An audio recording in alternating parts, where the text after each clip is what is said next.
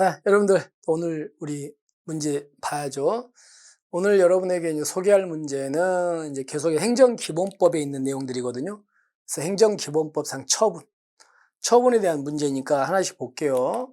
첫 번째가 처분에는 행정청한테 뭐가 있는 게 있다? 재량이 있는 것도 있고 재량이 없는 것도 있죠.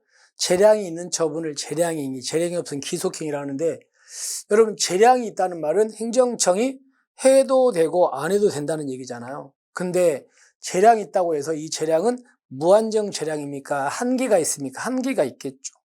그래서 재량이 있는 처분을 할 때는 관련 이익을 정당하게 비교해야 되고요. 당연히 재량권의 범위를 넘어가면 안 되는 겁니다. 너무나 당연한 얘기입니다. 그래서 행정기본법에 나와 있으니까 알아두시고. 그 다음에 자 보세요.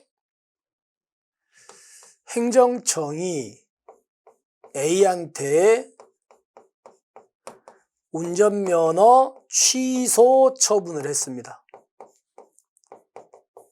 근데 처분을 했는데 얘가 만약에 잘못된 면허 취소야. 잘못됐다. 그럼 우리는 이거를 하자가 있다고 얘기를 하거든요. 잘못됐다. 근데 하자는 크게 나눠가지고 이 잘못이 너무 심하면 그거는 무효예요. 무효. 그 다음에 얘가 가볍다. 그러면 무효가 아니라면 취소 사유라고 하거든요.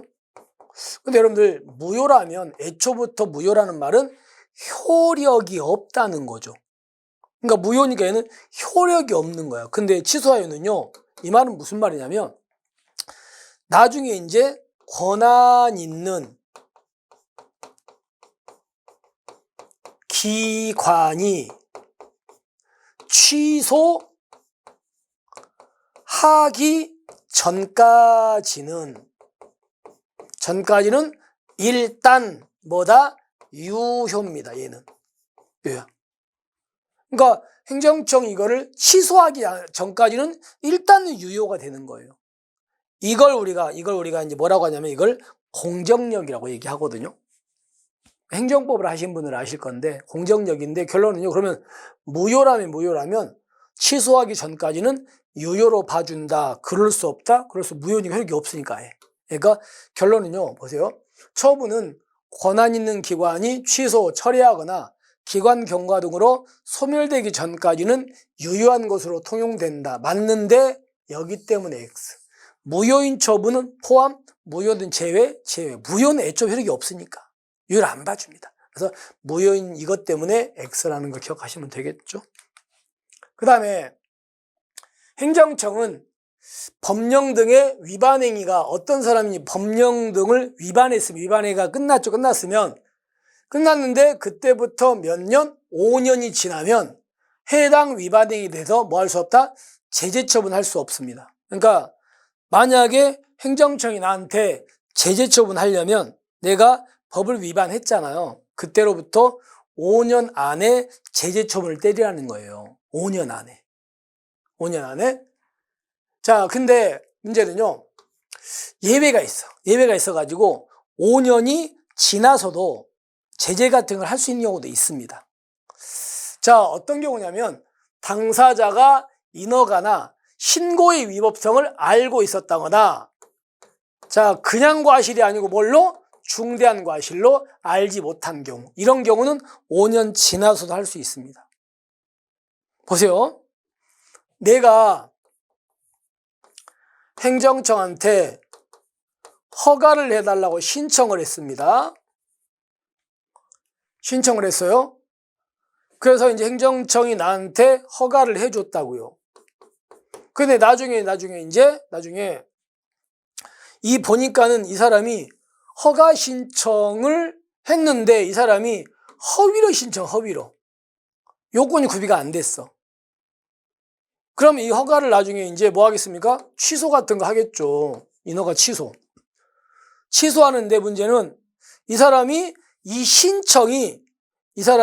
잘못된 걸 알아요. 알거나 또는 이 사람이 모르는데 중대한 과실로 몰라. 그러면 그때는 5년이 지나서도 이건 취소할 수 있는 겁니다.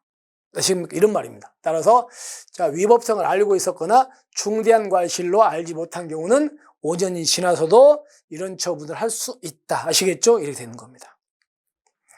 그래서 일단은 여러분들은 잘못됐습니다. 그 다음에 자, 행정청은 당사자에게 권리나 이익을 부여하는 처분을 취소. 그럼 보세요. 행정청이 A한테 권리나 이익을 부여한대. 그럼 이거는 침해입니까? 이 사람이 수익입니까? 수익적 처분을 한 거죠. 수익적 처분을 했어요. 수익적 처분. 근데 이게 이제 나중에 보니까 잘못된 거야. 잘못됐다고 이거를 뭐 한다? 취소한다는 겁니다. 그럼 보세요. 이거를 해줬다가 취소해버리면 이때는 A의 뭐가 깨집니까? 신뢰가 깨지겠죠. 그러니까 이 사람의 신뢰가 깨지는 겁니다. 대신에 이거는 잘못된 거니까 잘못된 걸 취소하는 것은 당연히 법에는 적합할 거 아닙니까? 그래서 이 두 개를 비교해가지고 얘가 커야만 수익적 처분을 뭐 할 수 있다? 취소할 수 있다는 거예요. 이렇게 비교하라는 거야. 그 얘기입니다. 따라서 당사자에게 권리나 이익을 부여하는 처분을 취소하려는 경우는 취소로 인해서 당사자가 입게 될 불이익 이거죠. 취소로 달성되는 공익 이거하고 비교해야 돼. 비교해서 얘가 커야만 취소가 정당화되는 겁니다. 그런데 당사자가 처분의 위법을 알고 있었다가 여기 똑같이 무슨 과실? 중대한 과실로 알지 못한 경우라면 이건 비교할 필요가 없어. 그냥 바로 취소하면 됩니다. 이때는. 됐죠? 그렇게 해서 이것도 잘못됐다는 거 기억하시면 되겠습니다. 넘어갑니다. 그 다음에 자, 행정청이 A한테 도로 점용 허가라는 걸 해줍니다. 여러분들 도로 점용 허가 이건 뭐 시험은 아닌데 도로 점용 허가는 이거는 특허거든요. 특허고 얘는 재량행위입니다. 그러면 재량행위는 무조건 해줘야 돼? 안 해도 돼? 안 해도 되거든요. 근데 대신에 안 해도 되는 거니까 여기다가 너 점용료로 100만 원을 납부해라. 이렇게 부관을 붙여서 해줘도 상관없겠죠. 안 해줘도 되는 건데 부관을 붙여서 해주는 것도 상관없잖아. 그러니까 재량행위라면 부관을 붙일 수 있습니다. 법의 근거가 없어도. 근데요, 기속행위라면 무조건 해줘야 되는 거거든요. 무조건 해줘야 되니까 원래 부관은 못 붙여. 무조건 해주는 건데 물 부관 붙입니까? 근데 예외가 법의 근거가 있다면. 아니, 법의 근거가 있으면 기속행위라도 부관 붙일 수 있겠죠? 따라서 갑니다. 재량이 없는 경우에는 부관을 붙일 수 있다? 아니, 재량이 있는 경우에 붙일 수 있습니다. 그리고 재량이 없는 경우에는 법률의 근거가 있어야 됩니다. 아시겠죠? 바뀌었습니다. 이렇게 해서 잘못됐습니다. 그 다음에 이제 비읍은 이거예요. 행정청이 A한테 도로 점용 허가라는 걸 해줬습니다. 근데 해줬는데 만약에 이걸 언제 해줬냐면요. 11월 만약에 15일 날 해줬다고 합시다. 그러면서 이때는 여기다가 아무런 부관을 아무것도 안 붙였어요. 아무것도 안 붙였습니다. 근데요, 6개월 있다가, 야, 너 6개월 있다가 이제 앞으로는 매달 100만 원씩을 납부해라. 이렇게 부관을 나중에 붙여버린 거야. 이때는 안 붙였다가. 이렇게 나중에 붙인 걸 우리가 뭐라고 한다? 이걸 사후부관이라고 합니다. 첫 번째, 됐죠? 두 번째. 맨 처음에는요, 여기서 50만 원을 내라고 했었어요.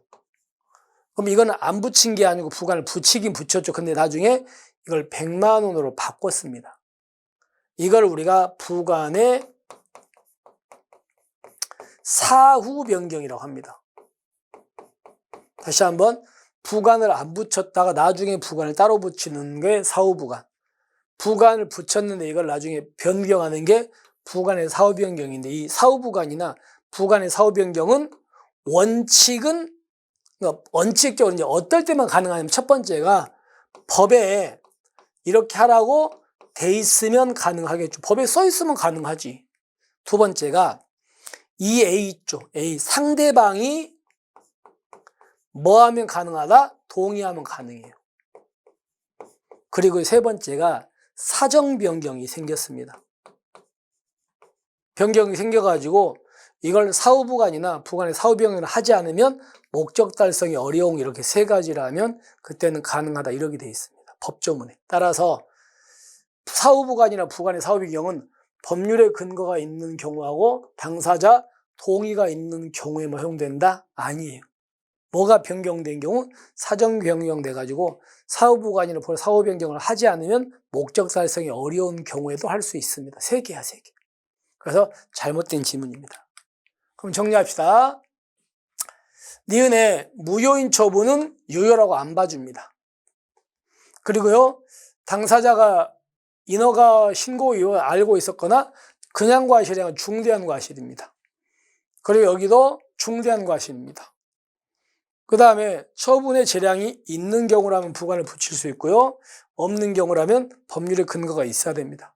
그리고 사후 변경은 이거라든가 그리고 동의라든가 하나가 사정병이 세 가지니까 이렇게 잘못됐습니다. 기억만 맞죠.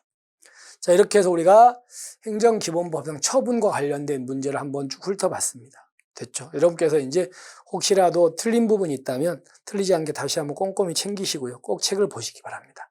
자, 이렇게 해서 오늘 마무리하고요. 우리는 내일이죠. 내일 여러분에게 또 새로운 문제로 찾아뵙겠습니다. 화이팅 하시고 우리는 내일 뵙겠습니다. 수고하셨습니다.